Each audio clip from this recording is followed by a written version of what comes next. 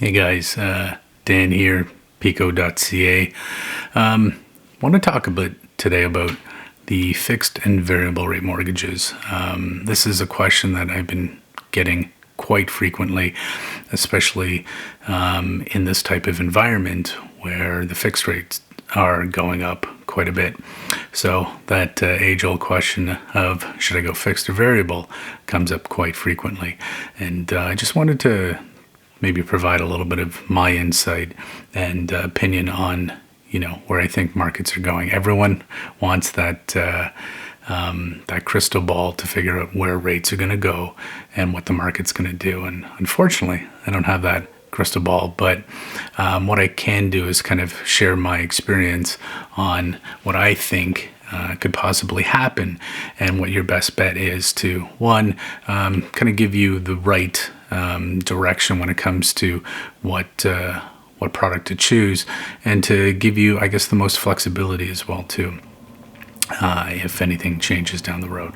So for those of you that know me, you know that I'm pretty strongly in the variable camp, and that's the short of it, really. But I want to dig in a little bit deeper and why I would suggest more than ever right now, variable rate mortgage is probably your best bet. So let's talk a little bit about what's going on in the economy. Inflation. There's a lot of inflationary forces that are sort of at play right now. We see that socially we have some issues that we're dealing with, consumer goods, the cost of shipping. Things are getting really expensive. In fact, I have a client who's in the export business, and I kid you not, no, it's a legitimate business importing dry nuts and other goods. And he had told me the price of a shipping container worth of his goods is about $18,000 worth of goods he brings in. And prior to COVID-19, his cost for that shipping container was about $8,000. Now, fast forward to just earlier this month, the cost of that same shipping container to get it in is close to $25,000. So it's costing a lot more than his actual product. So this is just one example. We've got vehicles, chip shortages, vehicle shortages, a lot of stuff going on here. So when we take a look at that, people are saying, well, real estate's also in that bucket. The interesting thing is when we talk about the CPI, the Consumer Price Index, that actually doesn't include housing prices or real estate as that package of goods that are included.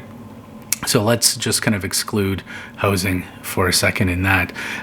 Typically, when we talk about inflationary forces, they can be transient, or they can sort of be longer lasting. We don't know what's going to happen here. We know the government likes to throw the transient inflation terminology around quite a bit. And in fact, we're going to see another Bank of Canada announcement. I think it's next week by the taping of this, or very shortly. It's we've had quite a few. But the Bank of Canada announcement on interest rates, and the likelihood of them announcing a rate increase is very low. In this type of environment, increasing rates is probably not what they want to do. However, we can see that there's a big spread between the variable rate mortgages, so that's prime, our overnight lending rate, that's the one the Bank of Canada is going to make their announcement on, and then our 5-year fixed rate, that's generated, or that's driven by the bond market and bond yields. So right now the spread is almost 1%, and I just want to speak about this for those of you that might be a little concerned about, well, what's going to happen in the future. My opinion is, it's just kind of a sucker's game if you go into a fixed rate mortgage. One of the reasons is it's fixed. You're locked in. 6 out of 10 Canadians will make some sort of change that would trigger a penalty. So if you're stuck in a fixed rate, you're going to incur a penalty that on average is 9 to 10 times higher than a variable rate mortgage. Across Canada, interest rates are historically low. And to have a variable rate mortgage that's, under 2% or 1% lower than your average fixed rate mortgage just doesn't make a lot of sense. You'd have to have quite a few consecutive quarter point increases to even get close to where we are on a fixed rate mortgage. So you've got those penalties you got to deal with, right? So that's one issue if you needed to break your mortgage. But what if you didn't? Well, let's just take it at face value. Would you want to pay about 1% higher right now to lock in versus a variable rate mortgage? To give you an idea, on a $400,000 mortgage, that's about the average across Canada right now.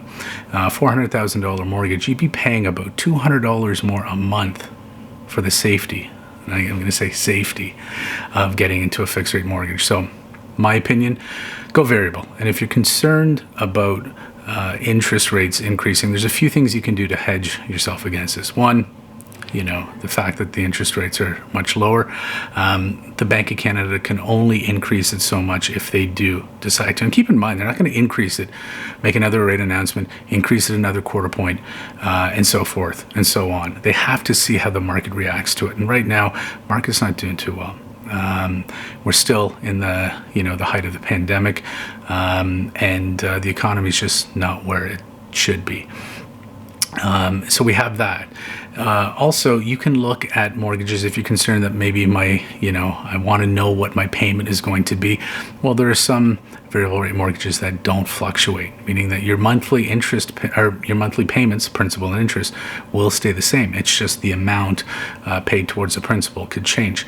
Now, you might think, okay, well, that could put me in negative amortization territory. You're right, it could, but it would be minute. It wouldn't really be too big of concern. And if that is something that you're actually concerned about, you could also take the additional money that you would have put towards a fixed rate mortgage. So remember I said that $200 extra a month on average that you would pay on a $400,000 mortgage. Well, let's just say instead you put that towards your payments every month. So you set your payment a little bit higher. That's going to hedge against that increase, and in fact that additional payment will go directly on your principal. You can also exercise the lump sum payments, so your lump sum payment of 15 to 20% annually on a $400,000 mortgage. Let's say 15%, that's about $60,000 annually. So you've got some wiggle room there if you wanted to do that. But my opinion, take advantage of the lower variable rate mortgages. Those interest rates are very, very low right now, and it just doesn't make sense in this type of environment to lock into a fixed mortgage with a higher penalty. So let's talk about penalties actually for 1 second. So the fixed rate mortgages, when we're talking about a penalty on a $400,000 mortgage, that could translate upwards of $18,000, depending on your lender. But that's calculated on what they call an IRD penalty. So that's an interest rate differential penalty. Compare that to a variable rate mortgage, $400,000. On average, it's maybe $18,000 to $2,000 because it's just interest, 3 months interest. So regardless of when you break that mortgage, that's a huge difference.